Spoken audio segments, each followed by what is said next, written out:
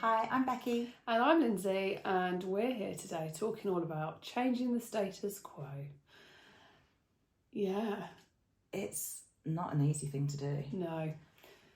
And it takes guts and it takes determination, but it also takes an element of getting rid of all the things that have gone before to enable you to have that space to change the status quo as well. Yeah, I think we need to explain what we mean by changing the status quo, because that could be meant in so many different ways. 100%. Teacher-student relationship, business, new thinking, new ways of doing. So what are we talking about on this one? So I think for me, it's about doing something different, breaking the mould of what's expected in your industry, in the way you go about delivering your practice. For us, we change the status quo every day by teaching in very different ways, groundbreaking ways that people go, well, that won't work. And we go, no, it does. And also about the actual business that we deliver within our sector.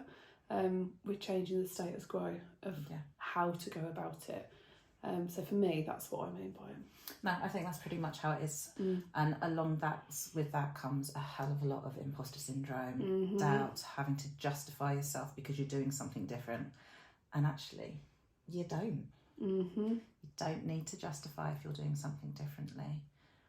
You just need to do and celebrate. Yeah, and so I think it's very hard to have the guts sometimes to do it differently. We're brought up in a way where, not brought up, but society, social media, history, family stories, biases from people tell you this is the way you should do it, or this is what you need to aim for, or this is the story or the outcome, or that's the way I need to do it for it to be good. And even if you don't think of it like that, there is this need for conformity, because people don't like standing out of the crowd. As human beings, as a natural thing that we are, is we like other people. We're herd animals. We're herd animals, which means we are going to conform, which makes change really difficult. It makes adjusting to change very difficult. And so when you start talking in organisations about change culture and moving things forward, you can have quite severe resistance. We don't do change. We like things staying the same. And where you've had lots of change in your world and not stability around you, then the need for stability in the norm is a real pull. We have a lot of students and people that we work with that just want to be, and I hate this word, they use the normal. We want to do normal stuff, and it's like, but what is normal? There is no normal. Your normal is your normal. Yeah. That's it. And it's getting into that mindset. And I was chatting with a psychotherapist the other day who does a lot of works with animals and children, and one of the biggest battles she has all the time is dealing with what's normal. And it's like, there is no normal. No, not at all. There is no normal. So you've got to have confidence to do it in your way, which is huge, and it takes so much to do that. And I look at some children sometimes that we work with, and I'm amazed that they have the strength and the power to do that at 13, 14, 15, 16. It's taken us to our 40s to have the confidence to do it. Do you know what I mean? But that's okay as well. Everybody will find it in different places and at different times.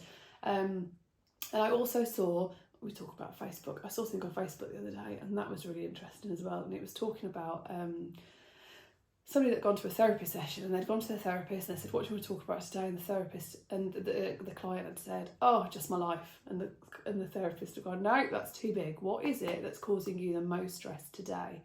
And they said, doing the dishwasher. She was like, okay. She felt stupid for saying it, but she said it and she owned it.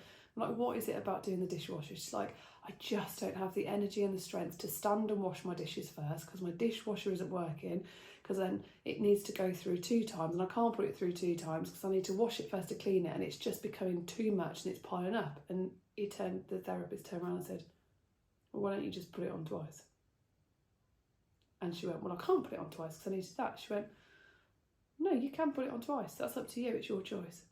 Then she started to talk about, but by the time I've done that, then I'm really tired in the shower, and I love a shower and it makes me feel well, but I can't stand up in the shower. And the therapist went, well, why don't you lie down in the shower? Well, I can't do that. Baths are for lying down. You stand up in the shower. And then I've got to put my clothes away, and I've got to do that, and I just can't be bothered to sort them into different ways. And he goes, well, why have you got to sort them into that cupboard and that cupboard? Why don't you just put them in a cupboard if you want them away?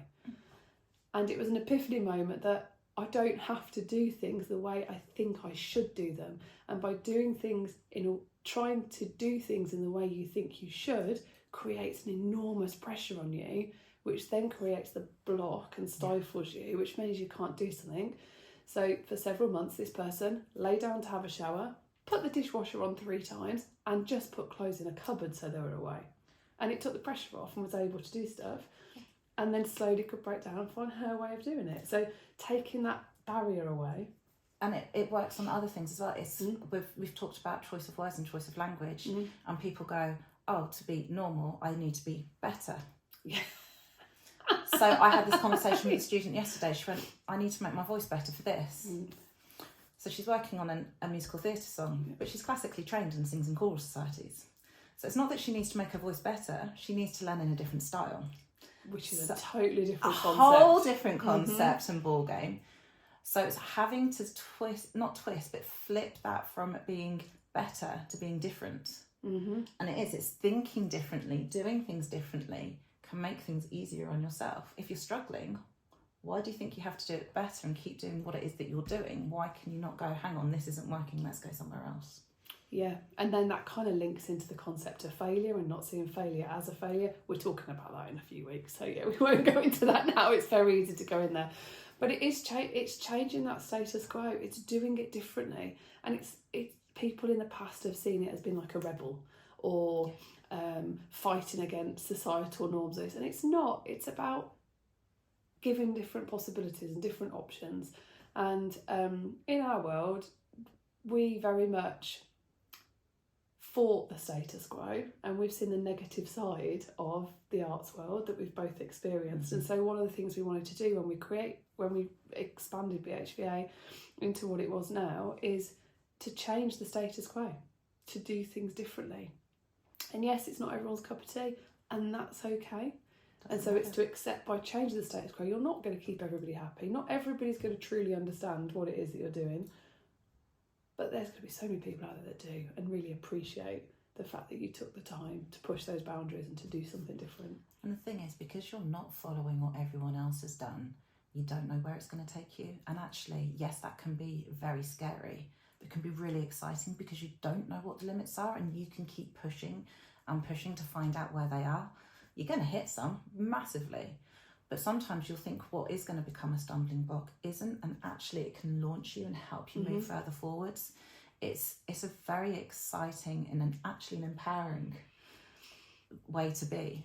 And it's and actually for us both, I hope it's not speaking out of turn, but by changing the status quo within a world that we are so passionate, so knowledgeable, so empowered about, because we know we have the skills and the toolkit, we've changed the status quo for ourselves too.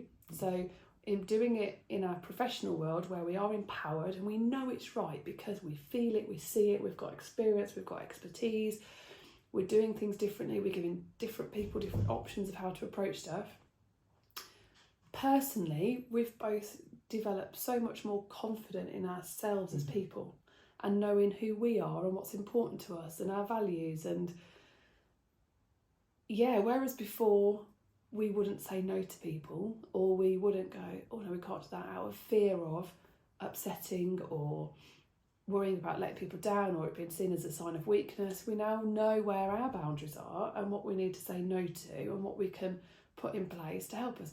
That's still an evolving thing. It's not perfect, but it never will be. And that's it. You change and you learn. It's accepting ourselves as we've changed. We're not the people we were 20 years ago because of our experiences, but instead of trying to fight for who we were, we've actually totally embraced who we are now. Yeah. By changing the status quo in something we are passionate and strong and confident about, we've actually ended up doing it elsewhere in our lives. Yeah. And it's what happens. I mean, you when you're doing any kind of coaching or HR stuff, you do profiling. Yeah. A common one at the moment is disc profiling. There are lots of others out there. But when you do the profile, you do it. You can do it twice. You can do it for your professional life, and you can do it for your personal life. And the thing is, I'm going to put this cup of coffee down because I'm going to get warm my hands with this coffee. But if, say, you're over here with your personal, but then you're over here with your professional, because the two are out of sync, you're going to get tired. You're going to flag. You're not going to work. It's not going to happen. You're going to burn out. So what you have to do is ensure that what you're doing in your business life and in your personal life doesn't have to be exactly the same. There needs to be some differences because they are two different areas, but they have got to be fairly aligned, because otherwise you are going to burn out. And it's about celebrating you within all those areas of that world. Be true to who you are. And that's the most difficult thing here. When you try and change the status quo, you've got to be true to yourself. So whether you're in a workplace and you're trying to improve the well-being in the workplace or change an initiative, that comes from a passion and a drive in you, not a tick box exercise. And it's allowing your personal side and your personal beliefs and your personal values to come into your vision and mission of what it is you're trying to achieve. Because if you try and change the status quo because you think it's the right thing to do or it needs to be done, it's the wrong way to go about it. If you're changing it because you are passionate in it, you believe in it, you know the impact it's going to have, you know your reasons, your core values behind why you want to change the status quo, it's going to be easier to keep moving with it. So go out. Sometimes you need to change the status quo, sometimes you don't. It's down to you, who you are, what you believe in, and it's back down to your why. What is it, the thing that drives you? And if something is driving you to change the status quo, start stirring it up. See what can happen from it.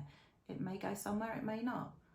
But if you've got that drive and that belief, you've got to try it. And have conversations about it. Have conversations about what your passion is, what it is that you want to change. Because by having conversations with people, you will suddenly somewhere along the line find a connection that sparks, that enables you to work with somebody to change the status quo. And for us, it was getting drunk and COVID.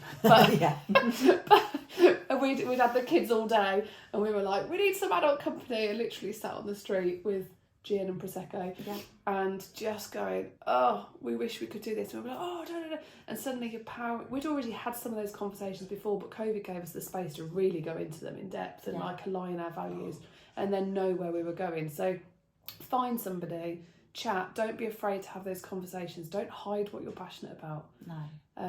And if you're scared of having a chat with someone else who you think might believe in you, come and chat to us. Yeah, we'll have you as a sounding board for it. So in the video, in the comments below, just what it is that you want to. If you want to comment down there, or if you want to email us, DM us, phone us. We're here. Get in touch. That's what we're about. Breaking those barriers, changing the status quo, igniting those fires and giving you the skills to move on. And then that's a whole other ball game, but we can help you with that side of it as well. But initially, you need someone to have that open, honest conversation with no judgment, no prejudice, to just share your beliefs and passions. Yeah, and then you start getting clarity in your mind, because you can have it playing through, but until you either get it down on paper or start verbalising it, it won't ever become clear, because it's this vagueness in your brain which might feel really clear, but until it starts getting expressed, you won't ever really know how clear it is.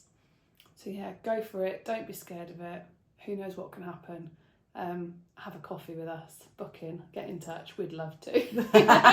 That's awesome. Right, till next time. We'll see you later. Bye.